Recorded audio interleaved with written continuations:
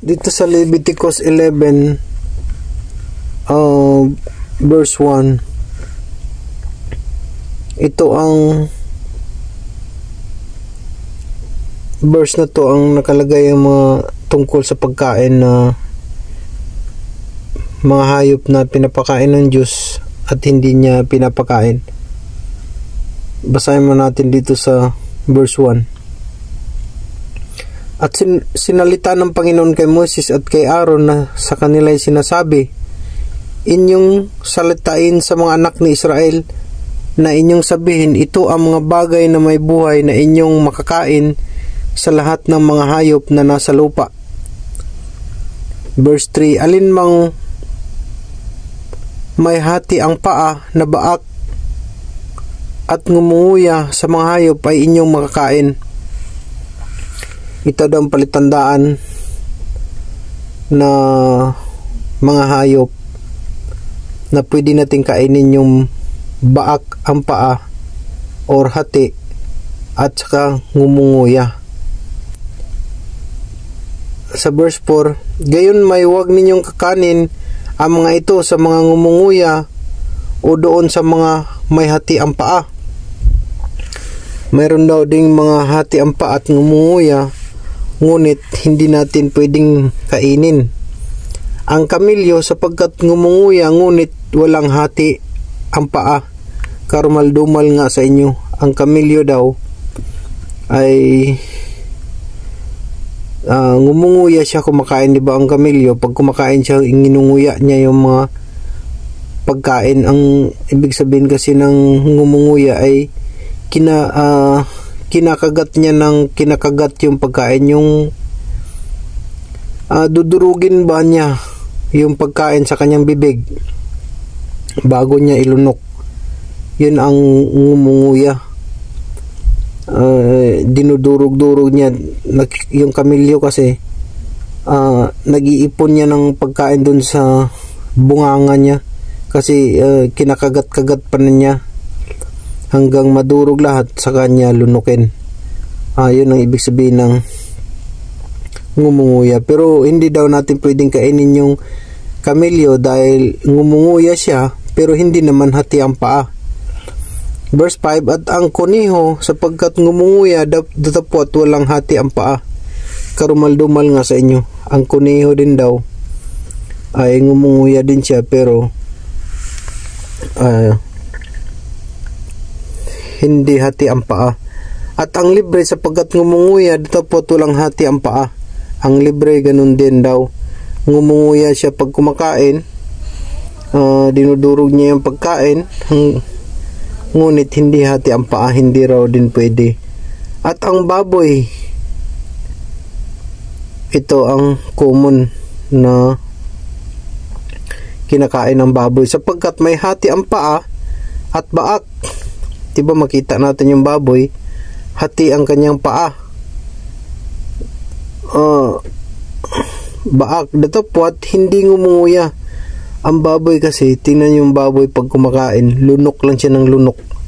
Hindi niya inunguya sa kanyang bibig.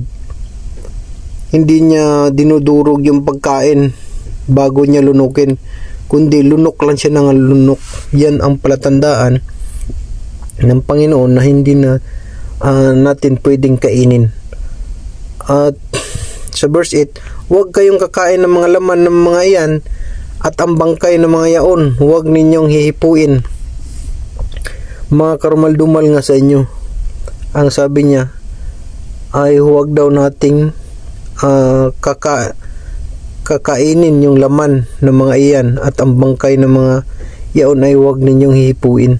Kahit paghipo nga, ayaw niya ipahipo yung mga bangkay na yan, lalo pat kaya't kakainin. Kung marumi man nga sa karumaldumal sa atin yung paghipo, gaano pa kaya kung kakainin mo, lulunukin mo na. Kaya mahigpit ang pinagbabawal ng Panginoon yan. Verse 9, ang mga ito'y inyong makakain sa mga nasa tubig, alinmang may mga palikpik at mga kaliskis sa tubig. Ito naman yung sa tubig, ang mga palatandaan kung anong mga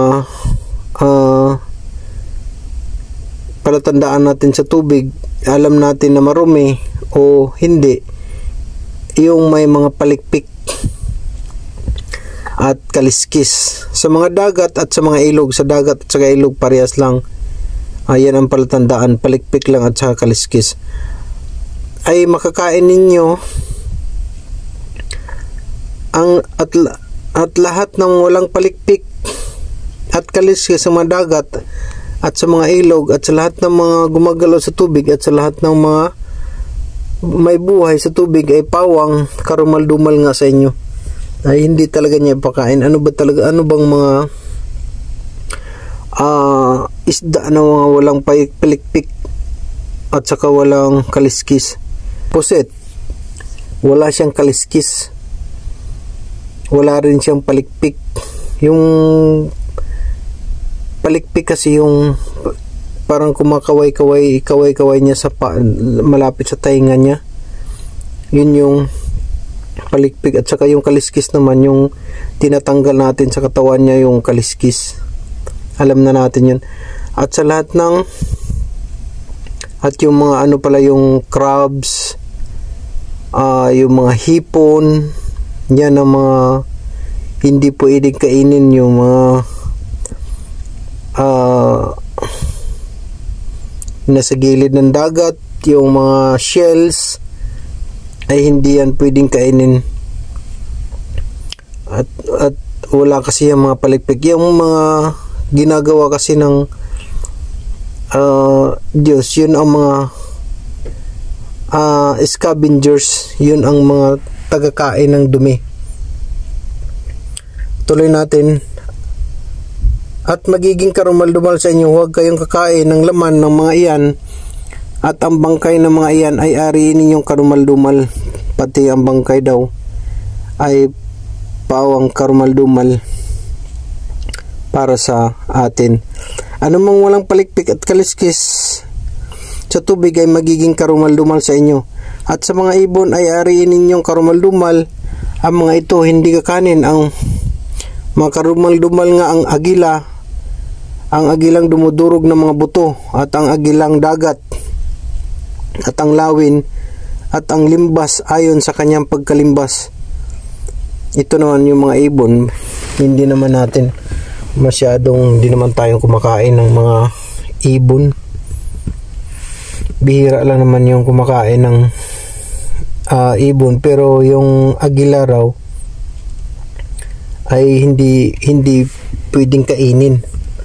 At saka itong lawin, ang limbas ayon sa kanyang pagkalimbas, lahat ng uwak, at ang abistros at ang chutacabras, hindi ko na kabisado itong mga ibon na ito. At ang maliit na kwago, at ang sumuroho at ang kanilang kwago. Ito hindi ko na lang itutuloy ito kasi hindi ko na masyadong familiarize o kilala itong ibang mga ibon na ito. At lahat ng may pakpak na umuusad na lumalakad na may 4 na paa ay marumi nga sa inyo. Itong mga may pakpak na umuusad na lumalakad na may 4 na paa at marumi nga sa inyo. Gayon man, ang mga ito ay inyong makakain sa lahat ng may pakpak na umuusad, may 4 na paa, ang may 2 paang mahaba bukod sa kanilang mga paa, upang kanilang ipanglukso sa lupa. Sa kanila makain ninyo ang mga ito, ang balang ayon sa kanyang pagkabalang. Ayun nga, hindi ko na masyadong kilala itong mga ibon na ito. Kayo na lang magpatuloy na magbasa ng Biblia tungkol sa pagkain dito sa Leviticus 11:1 verse hanggang sa dulo. Mababasa niya na lahat. Ang ipapaliwanag ko lang itong mga common na kinakain natin at sa mga kilala natin ng mga hayop sa lupa at saka sa tubig. At saka ipapaliwanag ko rin kung bakit gumagawa ang Diyos ng mga hayop na marumi at gumagawa din siya ng hayop na malinis. Ano ang kahulugan nito? At saka dito sa sa lupa, malaman natin yung mga hayop na kumakain ng dumi, at saka yung pwede natin kainin, at saka yung hindi natin pwedeng kainin tulad ng manok, pwede natin kainin. At saka yung kambing, yung baka, kasi yung baka tsaka kambing, pag kumakain yan, ngunguyain nila yan. Tsaka baak yung paa nila, tingnan yung paa nila, di ba hati? At saka pag kumakain sila, kinakagat-kagat nila mabuti talaga. Nag-iipon pa nga sila sa bunganga nila ng pagkain, yung damo. At saka yung kalabaw, at saka basta yun ang mga palatandaan natin. At saka yung isang palatandaan natin, pag yung mga pagkain nila ay malinis, tulad nung kambing, kinakain nila damo. Tulad ng baka, kinakain nila ay damo lang din. Ngunit ang baboy kasi, ang kinakain niya ay itong mga sobra-sobra na pagkain natin sa bahay. Yan kasi ang disenyo niya. Kaya siya ginawa ng Diyos, dahil nga alam ng Diyos kasi tayo sa bahay, ang dami natin mga sobra mga pagkain. Basta ang palatandaan natin sa mga hayop, pag kumakain sila ng mga marumi, ay hindi natin sila pwedeng kainin yan. Tulad nung baboy, kumakain siya ng mga panis na pagkain. Kung ang baka kasi, hindi naman sila kumakain ng mga kung ano-ano, mga sirang pagkain, hindi kundi damo lang. Tulad ng kambing, kalabaw, yan, ay pwede siyang kainin dahil ang kinakain din nila malinis. Tulad ng manok, mga malinis din ang mga pagkain nila. Yan din ang isang palatandaan natin. Yung mga pinagbabawal din ng Panginoon ay kumakain sila ng dumi, kasi yun nga ang design din nila. Sila ang tagakain ng dumi. Ang baboy kasi, kaya nga hindi siya pinapakain sa tao, dahil ang Diyos kasi ginawa niya ang baboy na mataba para pag kumain siya ng mga panis na pagkain, hindi siya mamamatay, kasi nilulusaw niya kaagad yung panis na pagkain. Pagdating sa kanyang tiyan, hindi siya magkasakit dahil sa katawan niya ay sobrang acidic. Madali niyang lusawin yung mga pagkain na panis na o mga sira-sira na.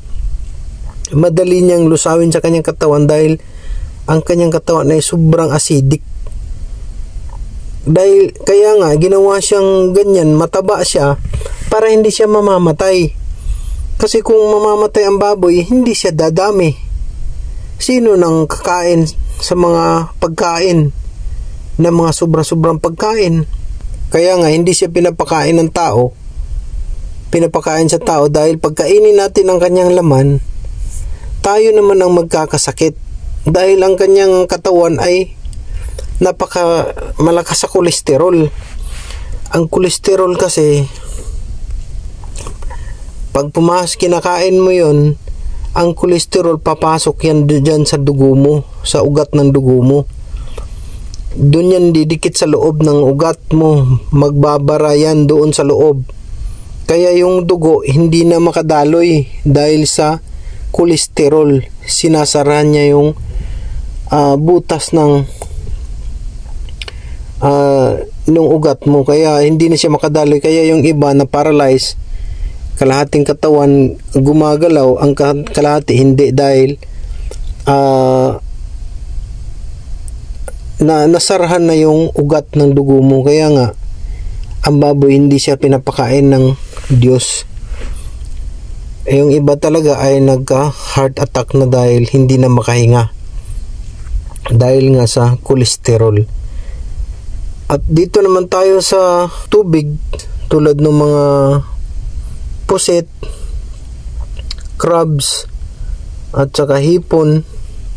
Ito yung mga common na mga hayop sa tubig na hindi pinapakain ng Diyos dahil sila naman ang tagakain sa mga dumi sa dagat. Kasi nga sa dagat kasi wala namang maglilinis din kung may mga dumi or mga patay na aso o anong mga patay na hayop dyan sa dagat, walang maglilinis dyan o kukuha.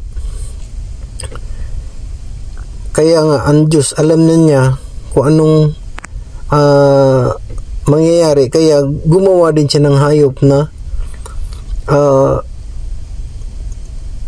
malinis, marumi, para siya ang tagakain doon sa madumi. Tulad nung mga tae dyan sa dagat, kinakain niya ng mga pusit. Kaya nga yung pusit hindi rin siya pwedeng kainin dahil kumakain din siya ng dumi.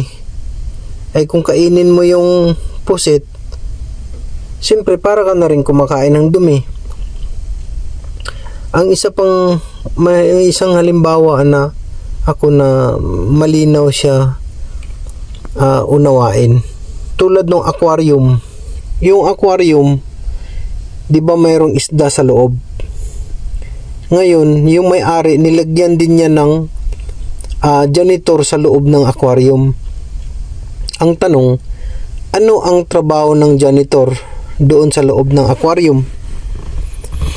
Siya ngayon ang tagakain ng dumi ng isda, yung mga tae ng isda o yung mga anumang mga dumi doon sa loob ng aquarium, kinakain yun ng janitor para yung isda doon sa loob hindi siya mamamatay kasi yung tubig malinis lagi. Kasi nga kinakain ng janitor yung mga dumi sa loob ng aquarium. Ganun din sa mundong ito. Para hindi tayo madumi, hindi tayo mamamatay, hindi tayo magkasakit dito sa mundong ito, gumawa ang Diyos ng mga hayop na tagakain sa mga dumi. Yun ang tinatawag na scavengers. Kaya nga, ang palatandaan ng Diyos sa atin sa mga hayop na pwede natin kainin, yung sa lupa, yung baak ang paa at saka ngumunguya. Sa tubig naman, yung may kaliskis at mayroong palikpik ang pwede nating kainin.